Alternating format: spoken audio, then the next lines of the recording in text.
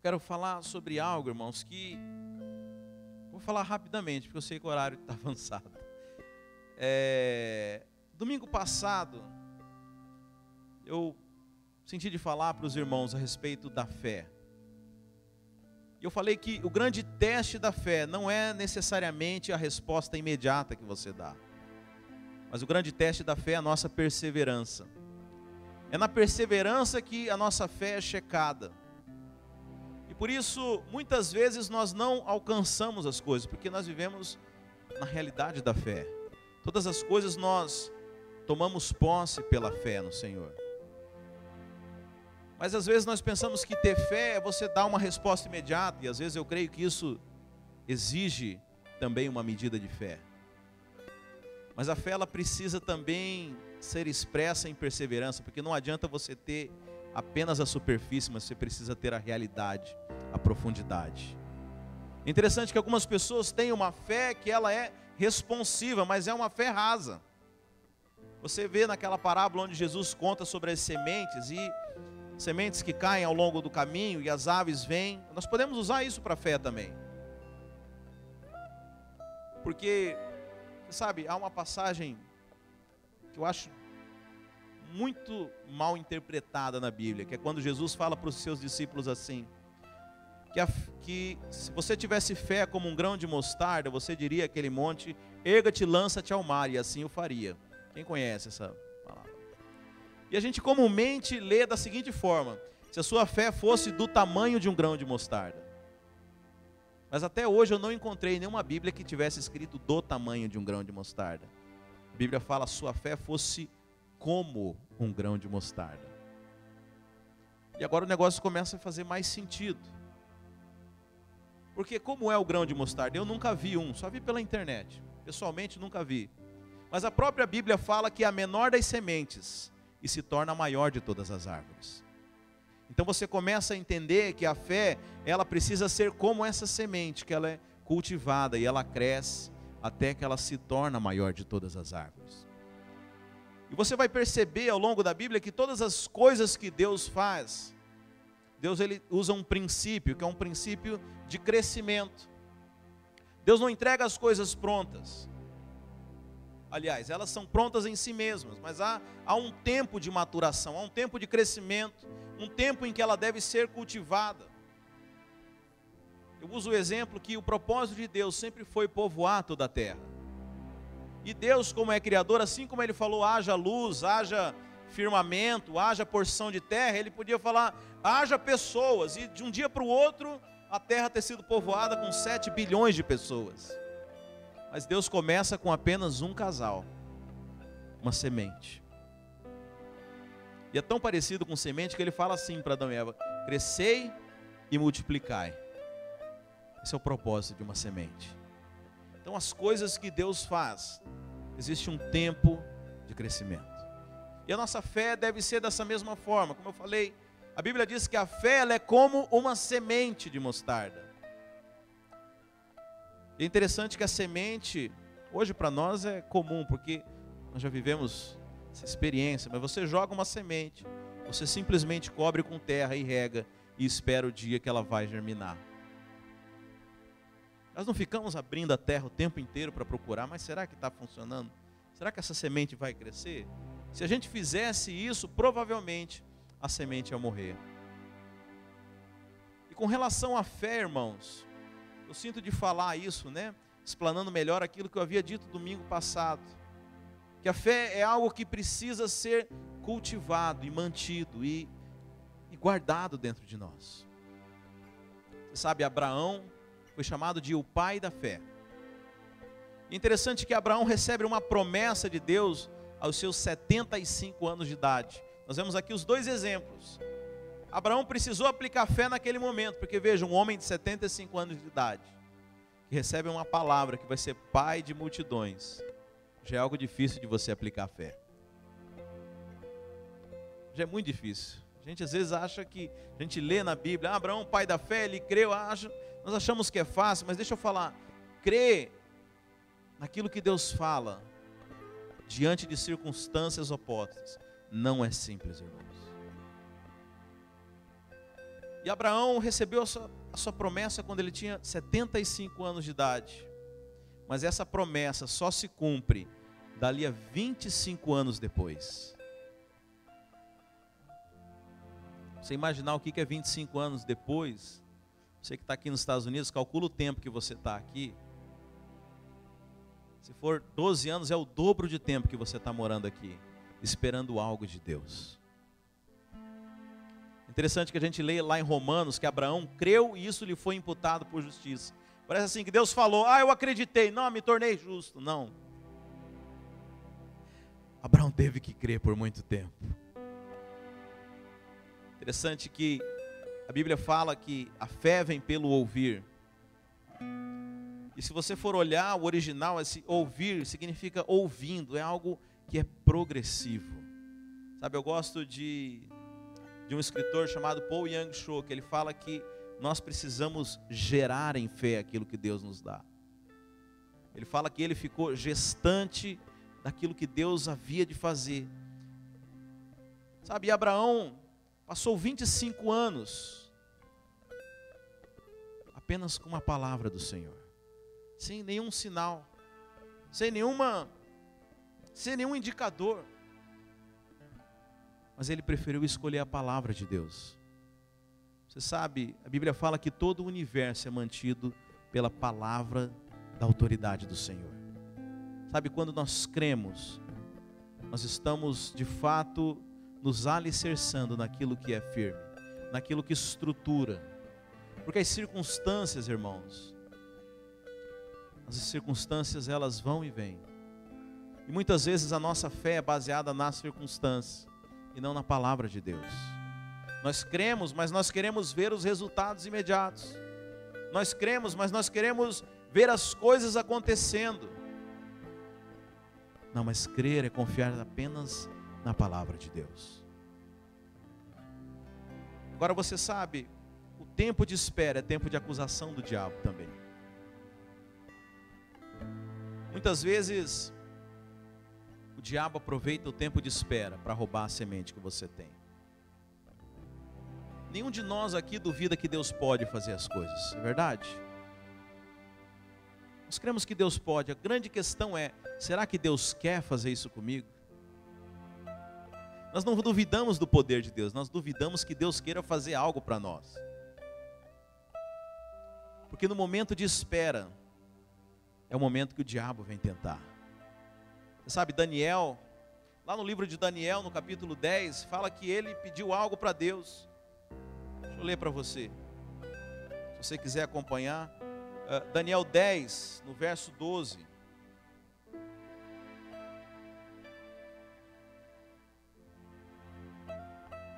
A Bíblia aqui está travada, está devagar. Daniel 12. Daniel 10, verso 12. Então me disse, não temas, Daniel, porque desde o primeiro dia em que aplicaste o coração a compreender e a humilhar-te perante o teu Deus, foram ouvidas as tuas palavras, e por causa das tuas palavras é que eu vim. Mas o príncipe do reino da Pérsia me resistiu por 21 dias. Porém Miguel, um dos primeiros príncipes, veio ajudar-me, e eu obtive vitória sobre os reis da Pérsia. Veja, o dia que Daniel clamou a Deus, Deus havia respondido. Mas às vezes o socorro demora. Existem coisas entre o céu e a terra que nós não compreendemos. Mas Deus já havia dito sim. Deus já havia liberado. Mas sabe, talvez no momento de espera, é o momento em que o diabo vai provar a sua fé. E ele prova com acusação. Talvez Abraão e Sara deviam ter pensado assim consigo: será que há algo na nossa vida, algum problema, algum pecado escondido? E por causa disso Deus não está respondendo. Interessante que Abraão errou algumas vezes. A Bíblia fala que Abraão estava no deserto de Gerar e houve fome naquela terra, e ele foi descer ao Egito. Chegando lá diante de Faraó, Abraão ficou com medo e falou que Sara era sua irmã, e Faraó toma Sara como sua esposa. Abraão mentiu, e mentiu feio, irmãos. Eu fico pensando, se eu falo uma coisa dessa da minha esposa, eu não precisava nem me acertar com o Faraó. A própria esposa acertava comigo depois. Mas nem por isso Deus amaldiçoou ele. A Bíblia fala que Deus aparece em sonho para Faraó. E fala, olha, se você tocar nessa mulher, você vai se ver comigo. E Faraó chega diante de Abraão, olha, me perdoa o que eu fiz, eu não sabia, por que você foi mentir? E a Bíblia fala que Faraó encheu Abraão de presentes e mandou ele embora, mesmo diante do erro. O homem foi abençoado. Aí de novo, lá em Gênesis 20, ele vai para a terra de Abimeleque, a mesma coisa. Mente de novo, fala que Sara é sua esposa. Fala que Sara é sua irmã. Abimeleque toma Sara. Pensa numa mulher que devia ser bonita, irmãos. Com 99 anos de idade, chamava atenção. Porque veja, o rei tinha todas as mulheres à sua disposição. E é a mesma coisa, Deus aparece para Abimeleque e fala, olha, se você tocar nela, você vai se ver comigo. E Abimeleque chega diante de Faraó, olha, por que você fez isso? Sabe, toma ela de volta aqui. E o que é mais impressionante, a Bíblia fala que nesse momento, lá na casa de Abimeleque, suas escravas, suas servas, todas ficaram estéreis. E Deus manda Abimeleque ir pedir oração para Abraão. Vamos ver isso, Gênesis 20. Lá no verso 17.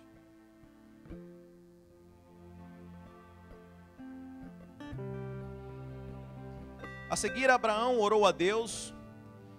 Vamos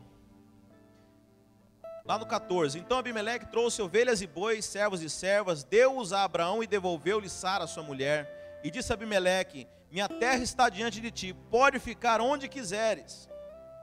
A Sara ele disse, estou dando a seu irmão 1000 peças de prata para reparar a ofensa feita a você diante de todos os seus. Assim todos saberão que você é inocente. A seguir Abraão orou a Deus e Deus curou Abimeleque, sua mulher e suas servas, de forma que puderam novamente ter filhos. Porque o Senhor havia tornado estéreis todas as mulheres da casa de Abimeleque por causa de Sara, mulher de Abraão. Abraão estava esperando um filho, irmãos. E é engraçado que no meio da tribulação, Deus manda Abraão orar para que outro tivesse filho. Talvez devem ter falado, mas esse homem é muito hipócrita. Como que ele vai orar para ele ter filho se nem ele mesmo consegue? Por que ele não cura a si mesmo então? Mas é interessante que quando Abraão ora pela casa de Abimeleque, para que eles pudessem ter filhos, naquele momento, Sara engravida. Porque dali a um ano, exato um ano, nasce o filho de Abraão. Sabe, muitas vezes Deus vai usar as circunstâncias para você abençoar outros. E quando você abençoar outros, Deus vai liberar a bênção sobre você. Sabe, as coisas de Deus, às vezes nós não entendemos. Talvez você esteja esperando algo. Talvez você tenha feito tudo certo e as coisas não chegam. Eu fico pensando quando o povo de Deus foi entrar na terra prometida, diante de Canaã. E aí Moisés escolhe 12 representantes do povo. E a Bíblia fala que ele enviou 12 líderes, um de cada tribo, para espiar a terra. E aqueles 12 voltaram, 10, você sabe, falaram para Moisés, olha, essa terra realmente é muito boa, mas é uma terra de gigantes. Nós jamais vamos conseguir vencê-los. Nós nós somos como gafanhoto aos olhos deles. E 2, Josué e Caleb, falam, não, nós vamos conquistar. O Senhor deu e nós vamos conquistar. Agora é interessante que por causa daqueles 10, todo o povo teve que esperar 40 anos. Dentre eles, Josué e Caleb. Mas Senhor, nós fizemos tudo certo. Nossa vida está certinho, eu criei, eu fui lá, eu falei bem. Eu não fiz nada de errado, eu vou ter que esperar. Vai ter que esperar. Tem coisas que Deus quer fazer com toda a congregação. Sabe, eu estou falando isso para você, para que você entenda que o tempo de espera é algo de um trabalhar de Deus. Que não é porque Deus não fez na hora que você quer que Deus não vai fazer. Sabe, há um propósito. A Bíblia fala que há tempo para tudo debaixo da terra. E que nesse meio tempo o diabo pode acusar você e dizer que você não merece, dizer que você não cumpriu os requisitos, ou dizer que Deus simplesmente disse não, e não é verdade. Às vezes pode estar tudo certo, como para Josué e Caleb, mas Deus quer que você espere. Sabe, há uma virtude em esperar. Você sabe, tem a história de Saul. A Bíblia fala que Saul estava diante de uma batalha com os filisteus. Isso está registrado lá em 1 Samuel 13:10. Os exércitos estavam cercando e Saul ia entrar em batalha, mas Samuel fala para Saul: olha, você vai esperar aqui durante 7 dias. E nós vamos sacrificar ao Senhor e você vai entrar em batalha com os filisteus. E você vai vencer. E a Bíblia fala que depois dos 7 dias, Saul começou a ficar desesperado. O povo começou a dispersar. Começaram a criticar: olha, Saul, a liderança dele é muito fraca. Saul não sabe o que fazer, ele está rendido. E o exército começou a se armar.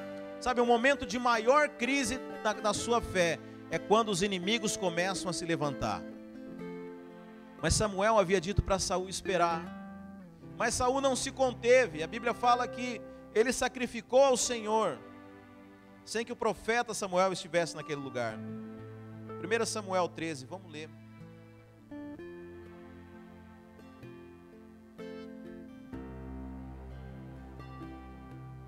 Capítulo 13.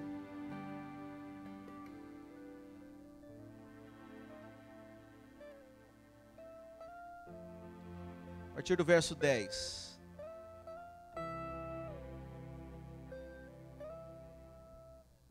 Quando terminou de oferecê-lo, o sacrifício, Saul fazendo isso, Samuel chegou e Saul foi saudá-lo.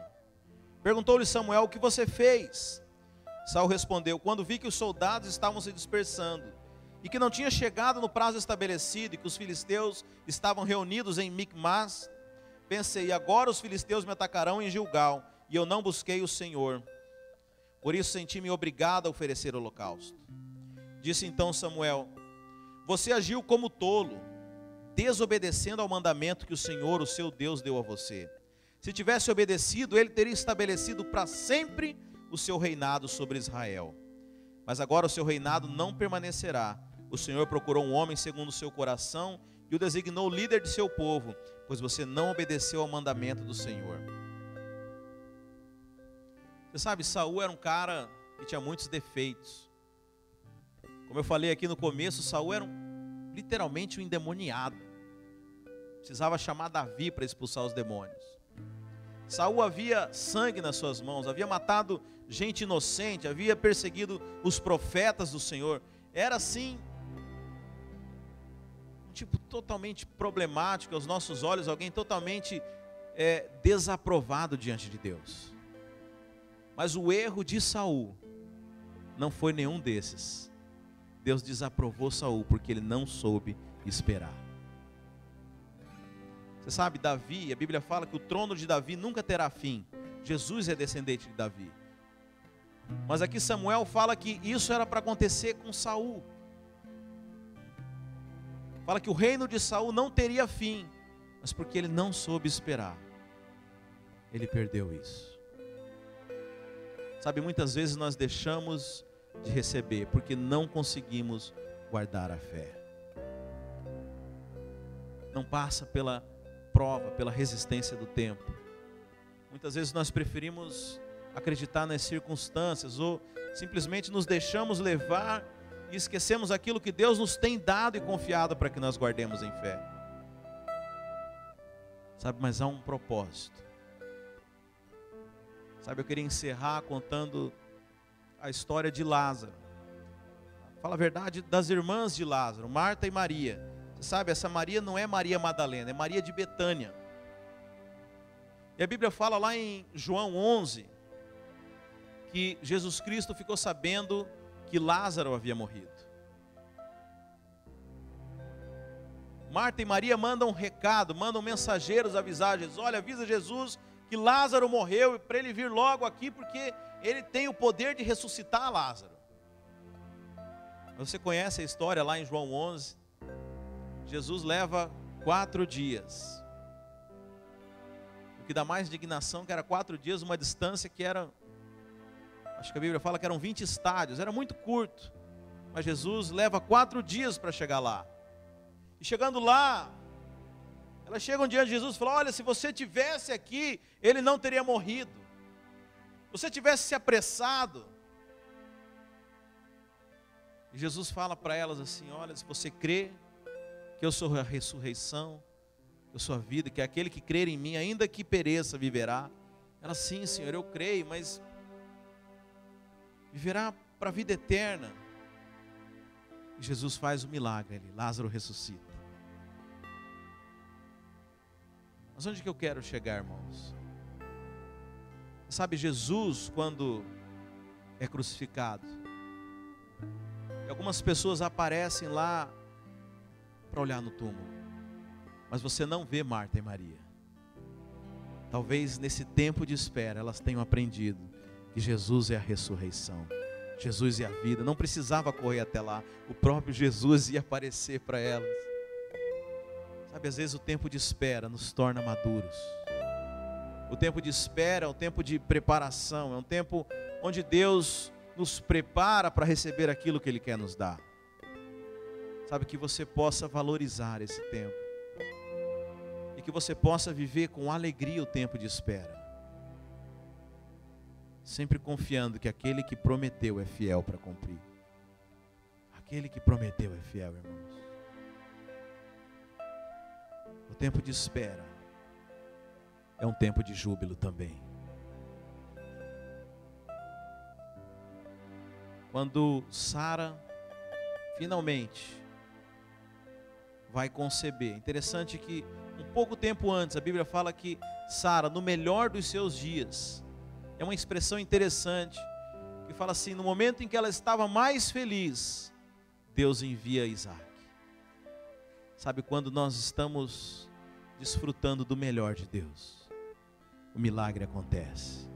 Quando nós temos experimentado daquilo que Deus nos tem dado de melhor, é o momento em que o milagre acontece. Por isso, não deixe o tempo, não deixe o diabo acusar você, não deixe roubar de você a alegria, mas seja jubiloso, porque o Senhor é fiel para cumprir na sua vida aquilo que Ele tem dado. Sabe, não caia na acusação. Sabe, não acha que Deus não respondeu. Não, Deus vai fazer. Estou aqui nessa manhã para te lembrar dessa verdade. Aquele que prometeu é fiel para cumprir. Por último, eu queria ler só um versículo. Jesus fala em Lucas 18:7. E Deus não fará justiça aos seus escolhidos, que clamam a Ele de dia e de noite, ainda que tardio para com eles. Sabe, o Senhor, Ele fará justiça. Aquilo que Ele prometeu, Ele vai fazer na sua vida. Não se deixe enganar pelas circunstâncias. Não dê ouvidos à acusação. Mas creia e guarde em fé no seu coração. Amém, meus irmãos?